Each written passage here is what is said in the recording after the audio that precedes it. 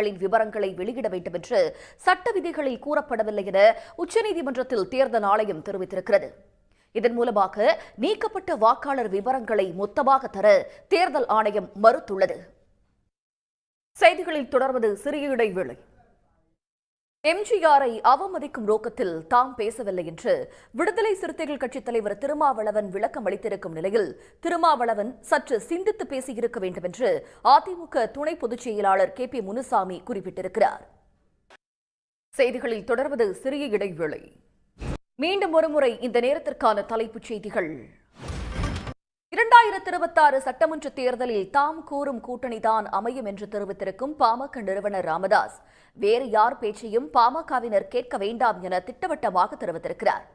வன்னியர் சங்க மகளிர் மாநாட்டில் உரையாற்றிய அவர் சாதிவாரி கணக்கெடுப்பு நடத்த வேண்டும் என முதலமைச்சர் மு.க. ஸ்டாலினை வலியுறுத்தினார்.